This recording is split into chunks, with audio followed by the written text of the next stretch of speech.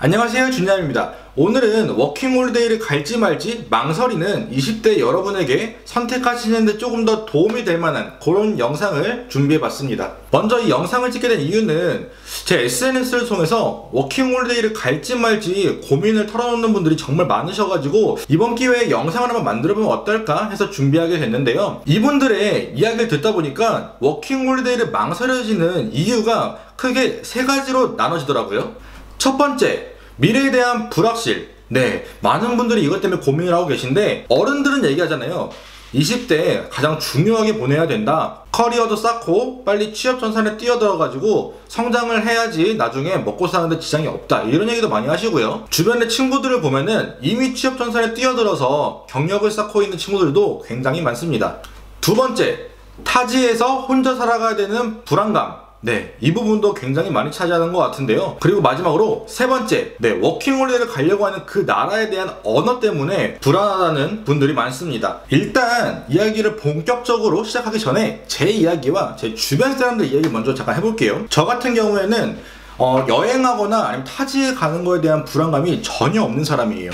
일단 모험도 되게 즐기고요. 즉흥적인 걸 되게 즐기는데 무계획적인 것도 정말 좋아해요. 제가 여행하는 스타일이 어떠냐면은 해외여행을 가게 되면은 일단 항공권을 결제를 한 다음에 현지에 가가지고 숙소를 정하고 어디에 갈지 정하고 뭐 먹을지 정하고 약간 그런 스타일이에요. 그런 것들이 좀 도움이 됐는지 모르겠지만 저는 워킹홀리데이나 해외여행 뭐 이런 거에 대한 불안감이 전혀 없는 사람이어서 좀 더 즉흥적이고 무모했던 선택을 하는데 도움이 됐어요. 자, 그러면은 일반적으로 어떨까요? 제 주변에 있는 친구들과 지인들에 대한 이야기 잠깐 해볼게요. 제 주변에는 딱 두 가지 부류의 사람들이 있습니다. 첫 번째, 초등학교, 중학교, 고등학교를 다니면서 알게 된 중마고 친구들, 그리고 직장을 다니면서 알게 된 제 직장 동료들, 사회생활을 하면서 알게 된 그런 사람들인데, 두 번째는 여행하면서 알게 된, 여행 때문에 알게 된 사람들이에요.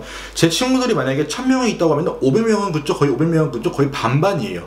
네, 이 사람들을 보고 있으면은 정말 이쪽도 생각이 이해가 가고 저쪽도 생각이 이해가 가다 보니까 여러분들이 고민하는 이유도 충분히 이해가 가고 선택에 대해서도 얼마나 폭이 넓어질 수 있고 좁아질 수 있는지에 대한 생각도 확실히 알겠더라고요. 첫 번째 말했던 제 초중고나 사회에서 만났던 제 지인들은 회사 생활을 하다가 이제 연차를 모아가지고 큰 마음 먹고 베트남, 중국 뭐 이런 이렇게 각종 여행지들을 가시는 분들이 대부분이고요. 두 번째, 여행지에서 만났던 사람들은 대부분 되게 도전적이고 무모하기도 하고 약간 좀 이상적이기도 해요. 몇몇 제 지인들을 한번 얘기해보자면은 40대 나이에 대기업을 그만두고 세계 일주를 갔다가 지금 원하는 일들을 하고 있는 사람도 있고요. 그리고 이건 제 친구 이야기인데 제 친구는 베스킨라빈스나 이런 아르바이트 하는 곳에서 2잡, 3잡을 뛰어가면서 돈을 열심히 모아가지고 유럽 쪽으로 여행을 장기적으로 갔다가 다시 돌아와가지고 다시 또 여행을 나간 친구도 있고요. 또 다른 친구는 여행이 너무 좋아서 여행을 하다가 여행책을 써서 이제 작가로 살고 있는 친구도 있어요. 근데 이 친구들을 보다 보니까 어떠한 정답도 없는 거예요. 제가 말했던 초중고 지인들 삶도 맞는 거고 제가 여행하면서 알게 된 그 친구들의 삶도 맞는 거예요. 여기서 정답이 있고 없고 맞고 틀리고는 전혀 없어요. 남들이 봤을 때는 너 왜 그렇게 무모해? 너 지금 준비 안 하면 나중에 뭐 되려고 그래?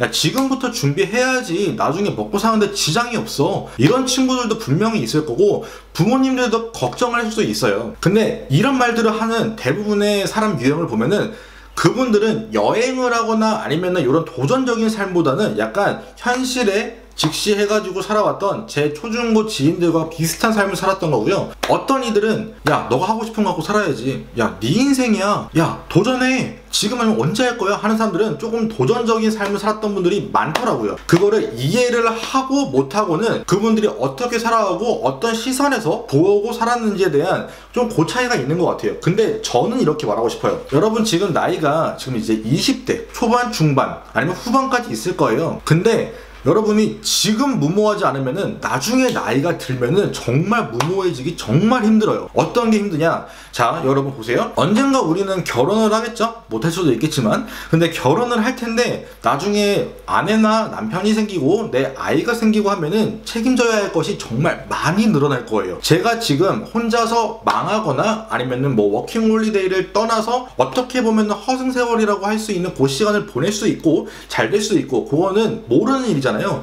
약간 그런 무모한 것들, 도전적인 것들을 하기에는 제가 지금 혼자 망하고 혼자 잘못되고 아니면은 시간을 조금 돌아가더라도 제가 지금 책임져야 할 것은 나 자신 하나뿐이란 말이에요. 그러면은 다시 또 일어설 수 있고 다른 도전을 할 수 있어요. 이게 워킹홀리데이뿐만 아니라 사업에 있어서도 그렇고 인생에 있어서 마찬가지라고 저는 생각을 해요. 근데 지금 요 시기 때 조금 더 무모하고 도전적이지 않으면은 여러분은 나이가 1살, 2살 넘어가고 20대에서 30대 넘어가고 30대에서 40대 넘어갈 때는 정말 더 도전적이지 않고 뭔가 선택을 할 때도 분명히 제한적이 생길 거예요. 여러분이 가장 무모할 수 있는 게 바로 지금인 거죠. 그리고 혼자 살아가는 거에 대한 불안감이 있다거나 아니면은 영어를 못하는데 어떡하지? 내가 가서 잘할 수 있을까? 이런 걱정들 하시는 분들 정말 많으신데요. 그리고 여러분에게 꼭 해주고 싶은 이 한마디는 워킹홀리데이가 강제적인 것도 아니고 군대도 아니에요. 군대는 가고 싶지 않아도 가야 되는 거였는데 워킹홀리데이는 여러분이 자발적으로 가는 거고 여러분이 오고 싶으면 언제든지 한국으로 돌아갈 수 있는 거예요. 여러분이 호주, 뉴질랜드, 캐나다 워킹홀리데이를 어디든 떠났다가 마음에 들면은 좀 더 살아보고 경험해보면 되는 거고 마음에 안 들면 언제든지 다시 돌아가시면 되는 거예요. 그냥 단지 여행을 조금 더 오래 있을 수 있는 비자라고 생각하셔도 되고 여행을 하면서 돈도 벌 수 있는 기회가 있고 그 현지인처럼 살아볼 수 있는 기회가 있는 거네 요 정도로 생각하시면 되는 건데 너무 깊게 생각하시는 분들이 많아요. 워킹홀리데이 가면 1년 내가 그걸 잘할 수 있을까? 이런 생각하시는 분들이 많은데 전혀 아니니까는 그런 걱정을 하지 않으셔도 될 것 같아요. 그리고 여러분이 미래에 대한 불안감, 이런 불안한 마음을 설렘이라는 단어로 바꾸면은 정말 많은 기회가 있다는 거를 여러분도 느끼실 거예요. 제가 말씀드렸듯이 어떤 친구들은 사회 초년생부터 뭐 회사에 다니면서 이제 성장에 나아가서 거기서 자리 잡고 경력을 쌓아가는 친구도 있는 반면 여행을 떠나서 아니면 워킹홀리데이를 떠나서 그쪽 직종에 맞는 새로운 발견을 할 수 있는 거예요. 제가 말했잖아요. 저도 어떻게 보면은 제가 워킹홀리데이로 와가지고 저는 사진작가를 하고 있고요. 그리고 두 번째는 제가 정말 꿈꿔왔던